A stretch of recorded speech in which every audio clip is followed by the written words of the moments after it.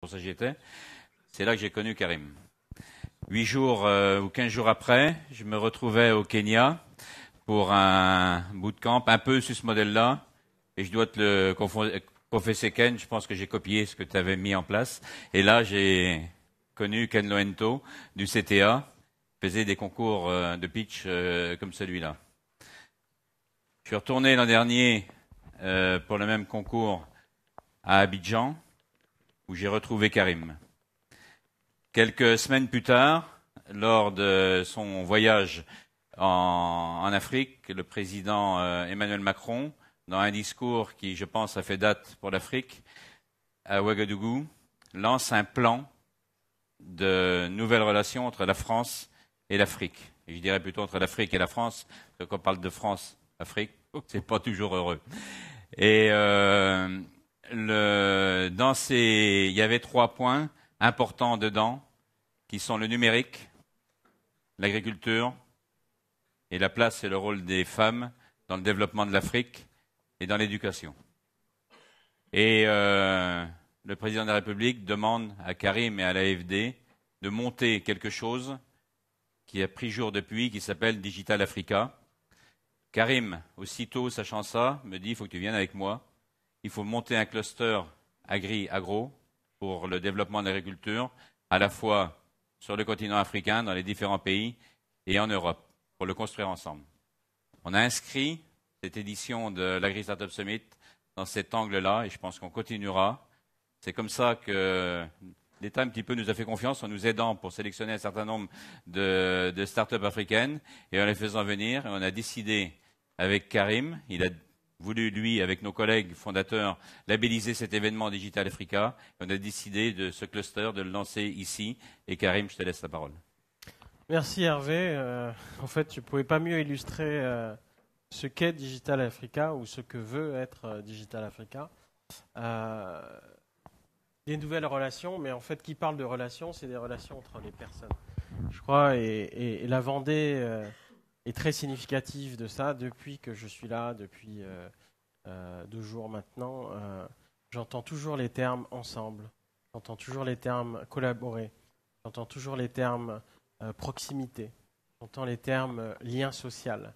Et en fait, cette nouvelle relation qu'on veut voir se réaliser et qu'on appelle de nos voeux, c'est d'abord une nouvelle relation humaine. Je pense qu'il y a eu une distension entre les 2 continents, malheureusement. Vous savez, quand l'Union européenne s'est constituée, le président Senghor, à l'époque, avait parlé d'Eurafrique.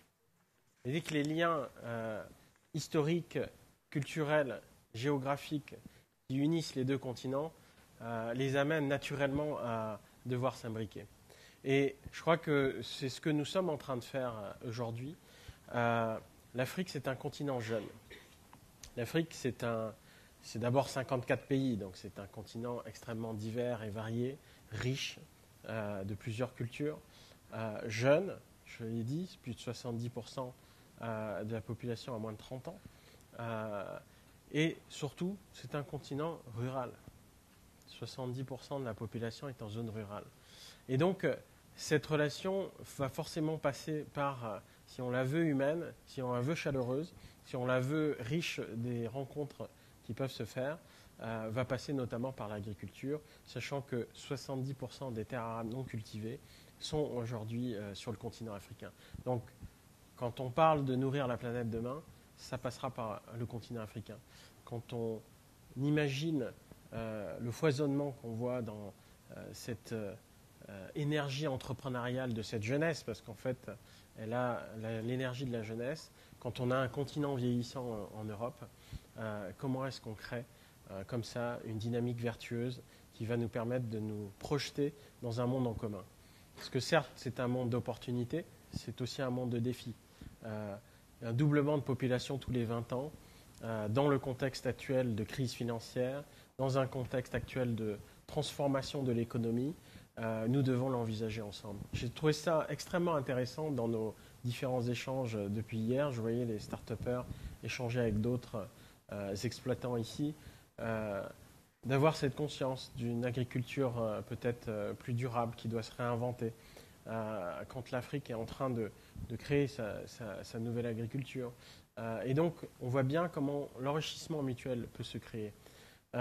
Cet enrichissement, il existe déjà. L'histoire d'Hervé a été très claire.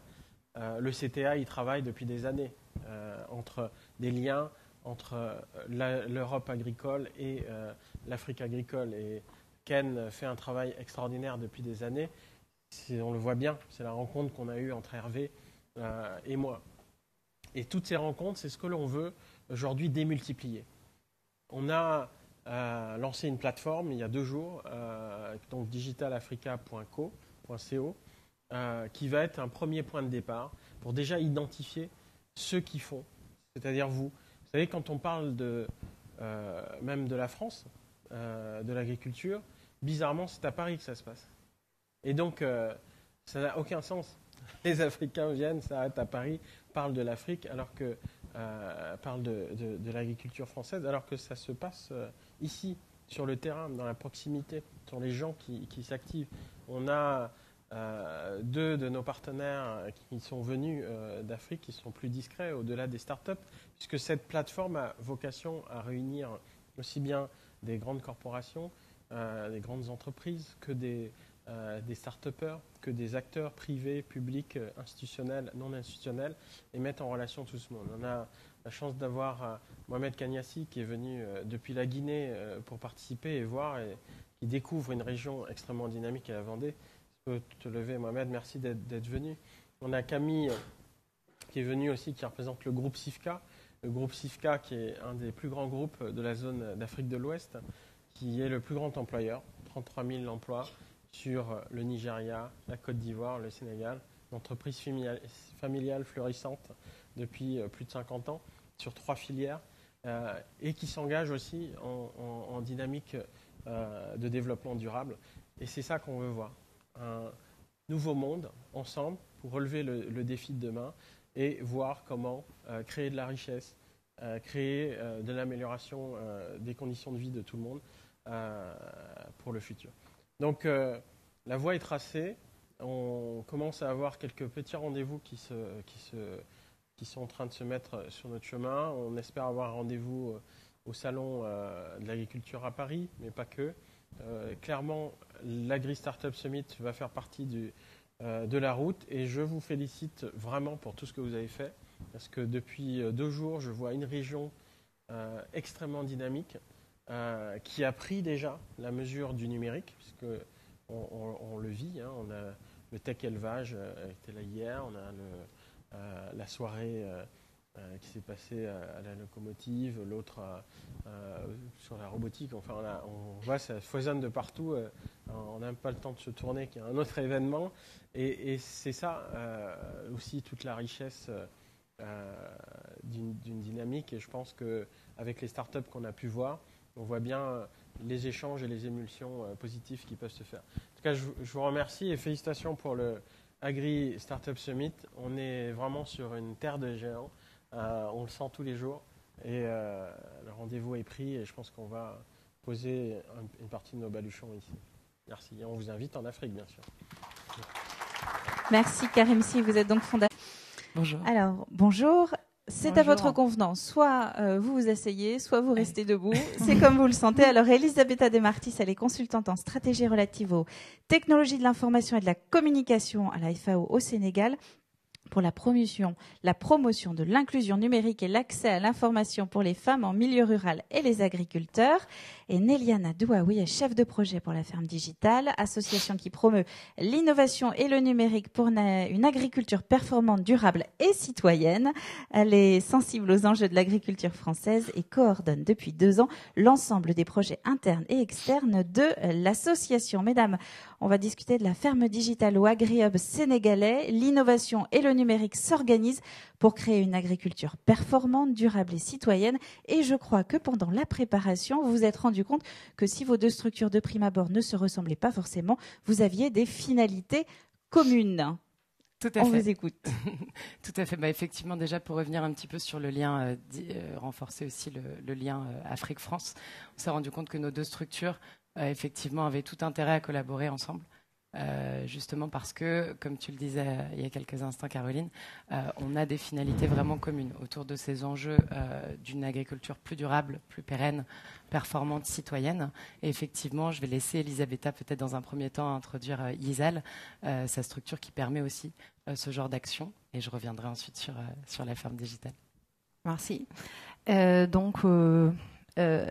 Yisal Agriab, c'est une organisation locale qu'on a créée il y a 2 ans, je peux dire. Et c'est né en fait de la volonté de créer un écosystème qui pouvait permettre aux startups qui travaillent dans les digitales, dans la technologie, mais aussi les jeunes qui s'intéressent à l'agriculture, de pouvoir trouver une référence et de pouvoir s'inspirer aux jeunes entrepreneurs qui ont décidé de s'investir et de se lancer dans l'aventure agricole au Sénégal.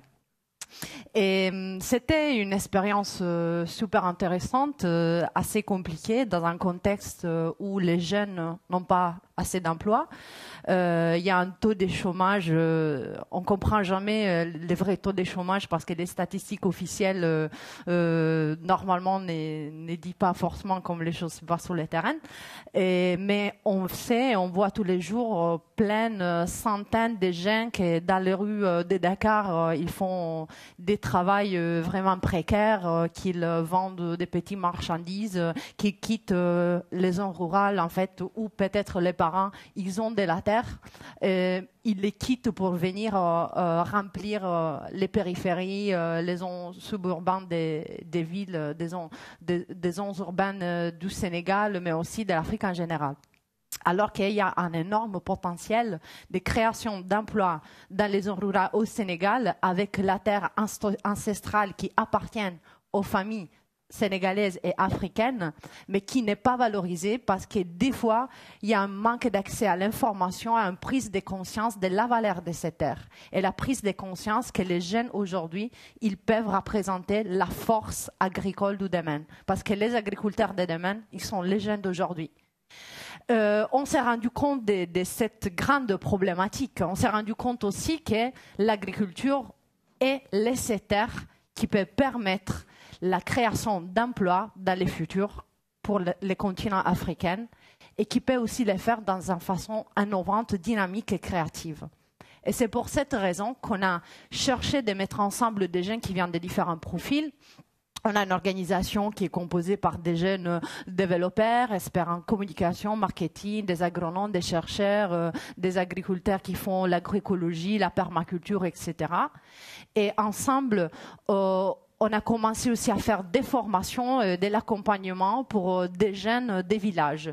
Pour exemple, en 2017, on a lancé une semaine de l'entrepreneuriat agricole.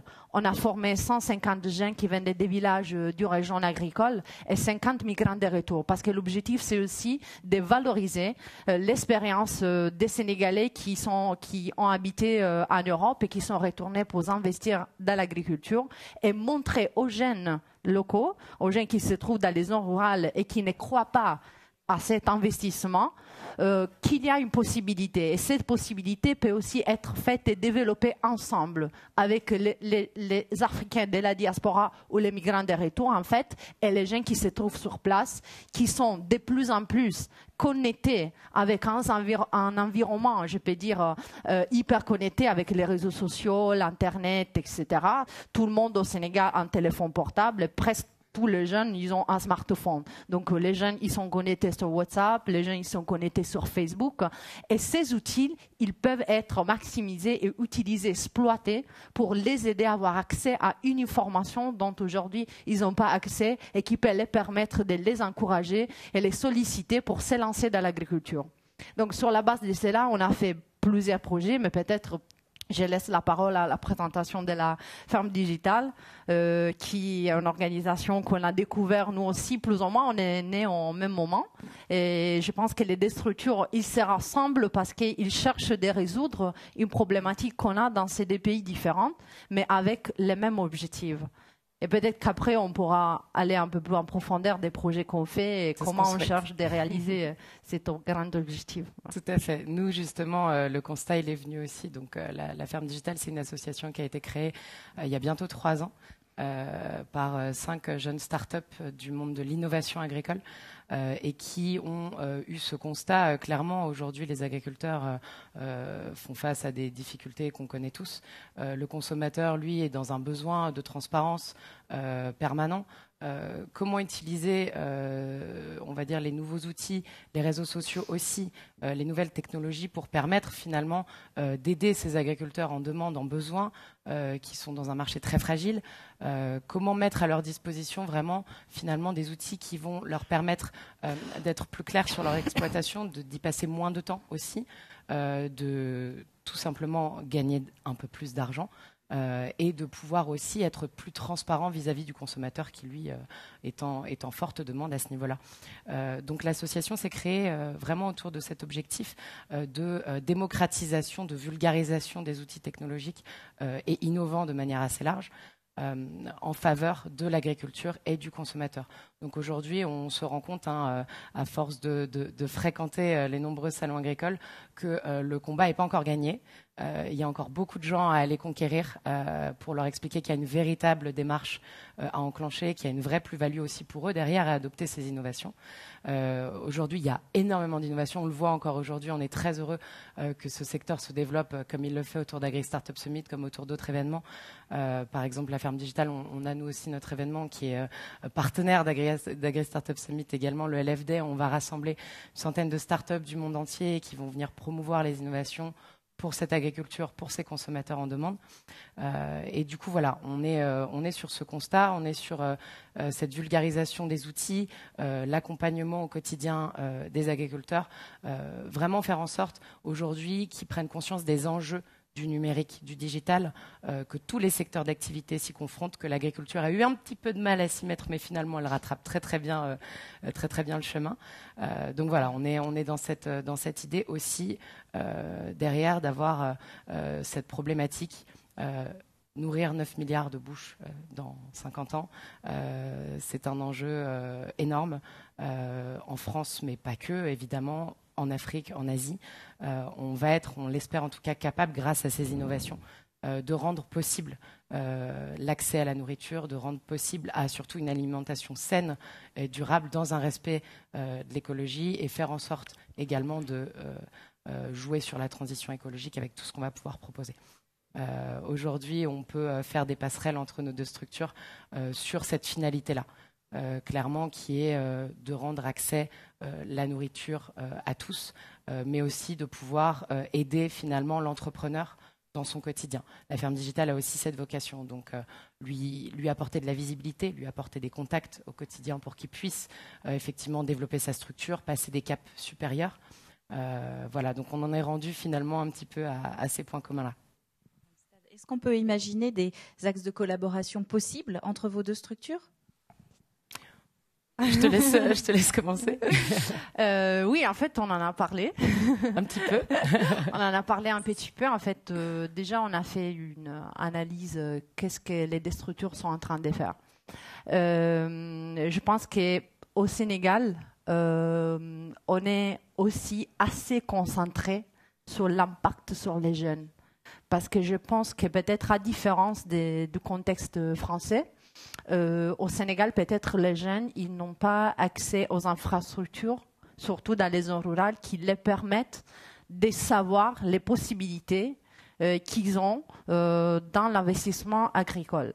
Donc, j'imagine que, pour exemple, un jeune qui a de la terre, mais il ne sait pas comment l'exploiter, c'est très difficile pour lui d'avoir accès à des statistiques agricoles fiables, à l'endemain du marché, donc qu'est-ce que c'est plus fructueux et rentable, sur quelle filière s'est mis à investir dans une certaine période de l'année. Mais surtout, qu'est-ce qu'ils sont les structures d'accompagnement, les structures financières, les projets, les programmes de l'État qui accompagnent ces jeunes. Et du coup, nous, une des axes, je peux dire, principaux, les objectifs principaux, c'est d'aider ces jeunes d'avoir accès à l'information. Par exemple, on est en train de développer un outil digital, qui s'appelle un Digital Toolkit pour les agripreneurs. comme on les appelle, et pour mettre ensemble toute cette information qui est un peu dispersée sur les web ou bien qui n'existe pas du tout au Sénégal, et mettre tout dans un même portal et dans un même, je peux dire, boîte à outils qu'on va laisser pour avoir accès démocratiquement à cette information qui n'existe pas ou bien qui est assez dispersée. On fait aussi des formations, on cherche d'accompagner ces jeunes, mais on cherche aussi de les lier directement avec l'emploi, donc l'insertion avec des entreprises qui existent déjà. Donc on a fait une cartographie dans une région du Sénégal, qu'on s'appelle peut-être la Mandé. Il y a une région assez intéressante et agricole au Sénégal qui est la région des Thiès. On a fait une cartographie et un recensement des 250 entreprises agricoles qui sont surtout menées et gérées par des migrants des retours, donc des Sénégalais qui sont habités en Europe et qui sont revenus pour lancer des entreprises. Et on va chercher de faire l'insertion à travers des stages de formation et de l'emploi direct. On fait aussi une autre activité, on a commencé récemment, et je pense que ça c'est un point très intéressant qui peut toucher une cible africaine, mais qui peut toucher une cible française et une cible internationale. C'est la prise de conscience sur la consommation des produits locaux, de la filière courte, des produits qui n'ont pas de pesticides, donc une alimentation saine, équilibrée et nutritive, surtout pour les enfants.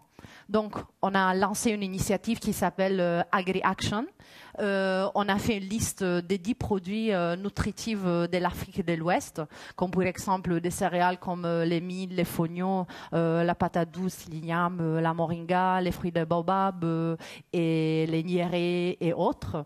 On a fait une recherche des données sur ces produits, sur leur valeur nutritionnelle, mais aussi sur des statistiques sur les importations et l'exportation de ces produits. Aussi en comparaison avec des produits qui sont importés, comme les riz asiatique qui est consommé au Sénégal chaque jour, mais qui n'apporte rien de rien, et qui par contre aide à l'augmentation des taux glycémiques, ce qui donne aujourd'hui au Sénégal beaucoup et tellement des cas de diabète aussi, ajouté à une alimentation irrégulière ou bien l'utilisation excessive du sucre blanc.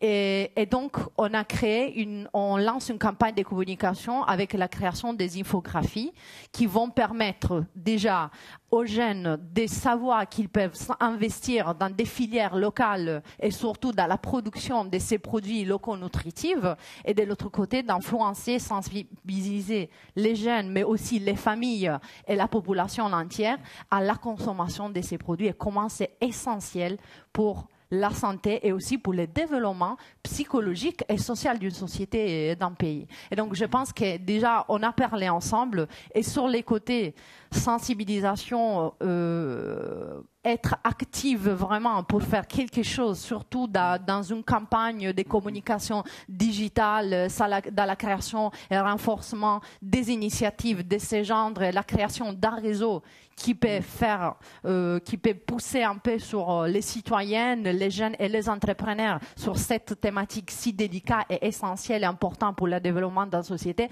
C'est quelque chose de très important dont on pourra travailler ensemble. Oui, tout à fait. Nous, effectivement, donc, au sein de l'association, on a quelques-unes de nos entreprises qui ont vraiment pour vocation de favoriser le circuit court, le manger local, j'ai la connaissance de mon produit, je recrée vraiment un lien avec le producteur et je regagne ma responsabilité d'acheteur, de consommateur. Donc à ce niveau-là, c'est vrai qu'on a trouvé cette passerelle commune qui est vraiment l'éducation à la nourriture et à l'impact finalement aussi derrière que ça peut avoir, d'adopter une alimentation, je dirais, beaucoup plus proche de soi.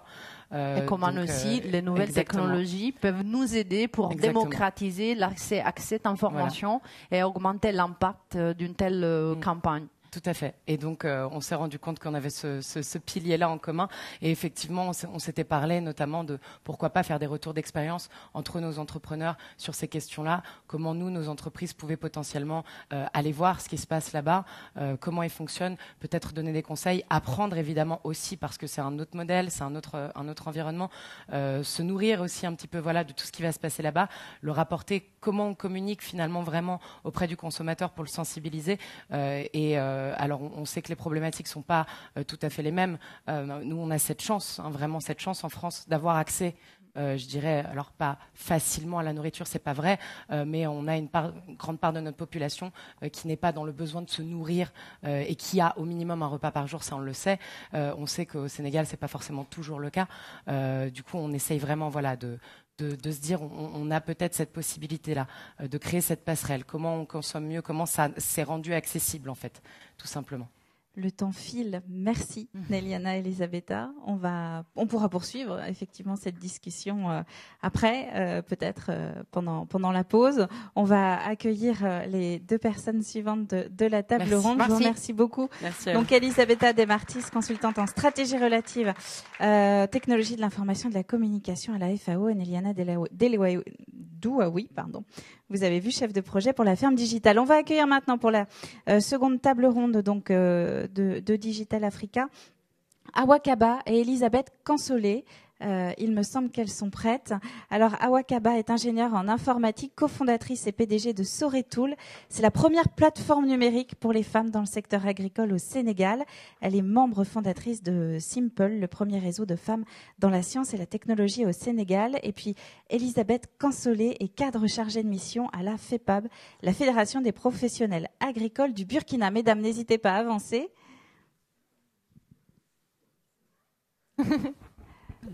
Installez-vous.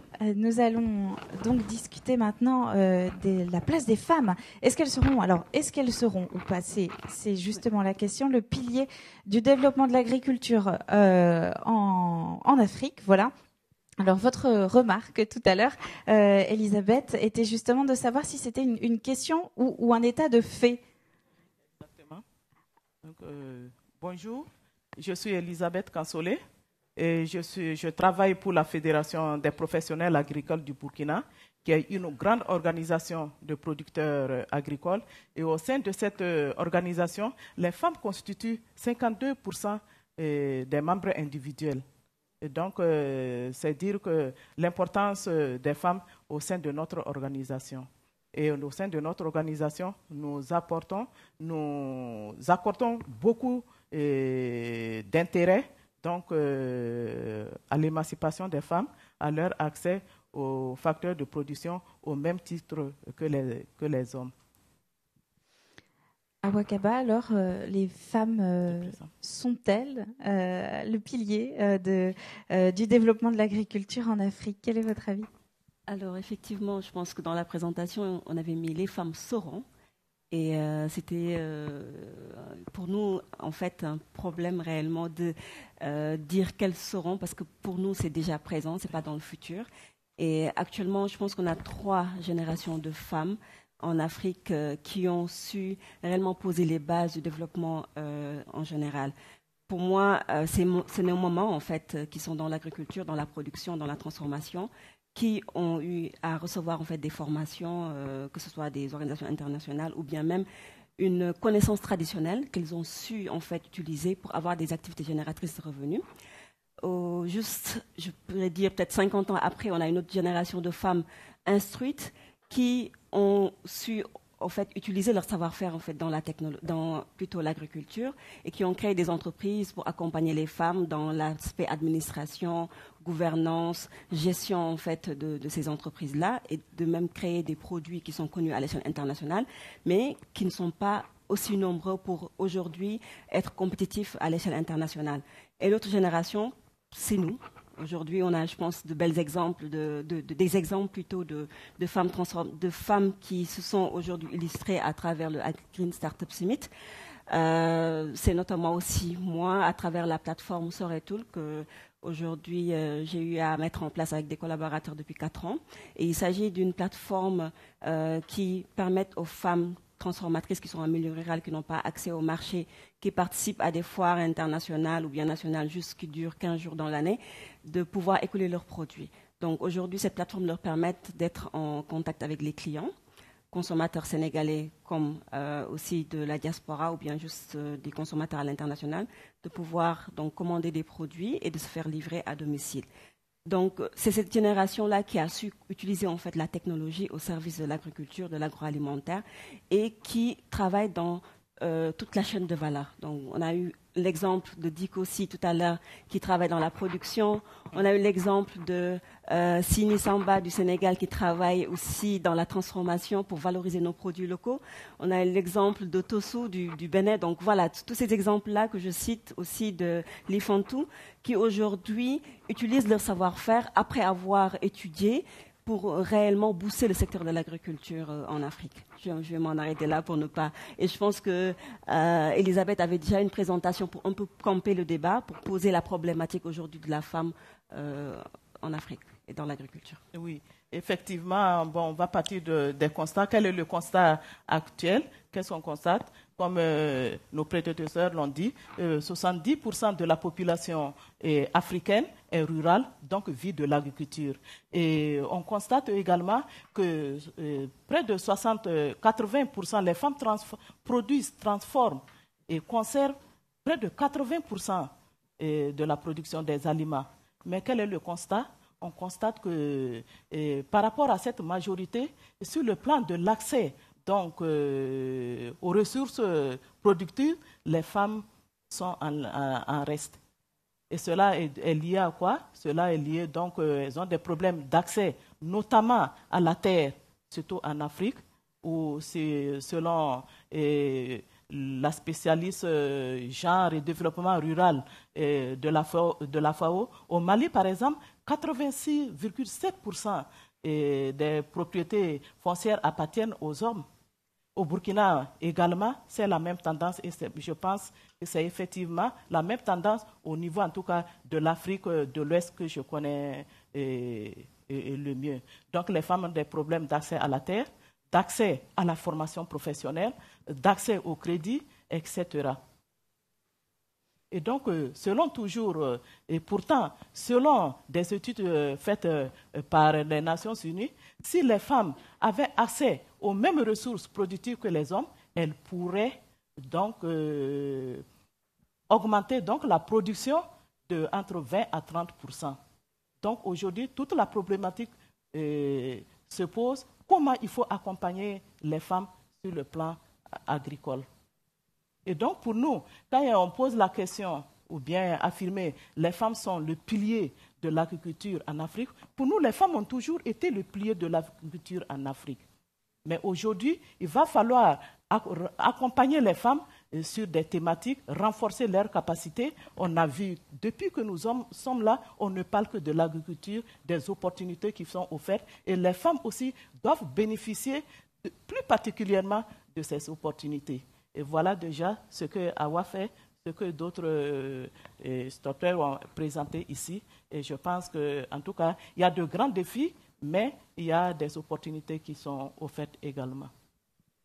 Effectivement, peut-être je vais un peu revenir encore sur les opportunités, si vous voulez mettre la vidéo, qui aujourd'hui présente un peu le travail qu'on a réussi à faire au Sénégal avec notre plateforme Soretul.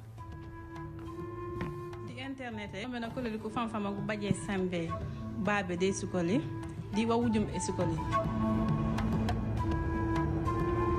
lekkelo bi agroalimentaire def ak internet taxna sunu liggéey gëna and ak jamono wat ci internet bu noura abata yo bu noura bi ke l'important sakri no internet taxna ci bi pluvial Casamance bi gëna jege waa Sénégal ak ñi ko wër internet o mu fennete mu yaalon ko ase la fil fengo futandi te famo Mario mamira koy futata je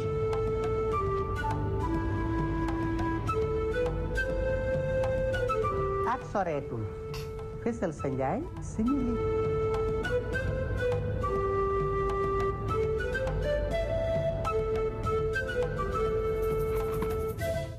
Donc, comme je le disais tantôt, en fait, les opportunités aujourd'hui qui s'offrent aux femmes dans l'agriculture en général, c'est l'accès à la technologie.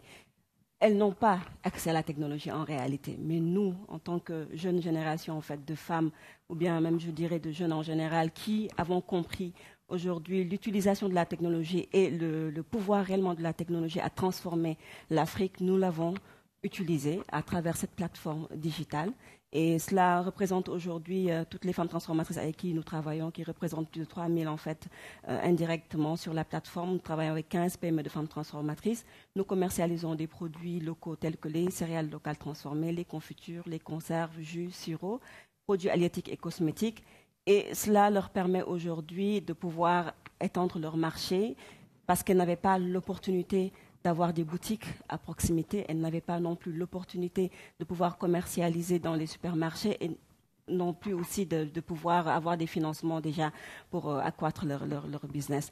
Et pour moi, aujourd'hui, reposer la question en fait, de l'opportunité aujourd'hui qu'on peut donner aux femmes dans l'agriculture, c'est réellement de mieux les organiser. Parce que je suis vraiment en contact avec ces femmes-là et on sent comment l'aide au développement a aujourd'hui transformé ces femmes-là. Parce qu'elles étaient plus constituées en organisation paysanne, en GIE, mais toujours dépendantes en fait, de l'aide.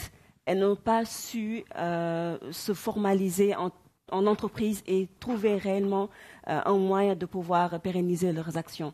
Et c'est ça réellement que je ressens aujourd'hui en travaillant avec ces différentes femmes-là.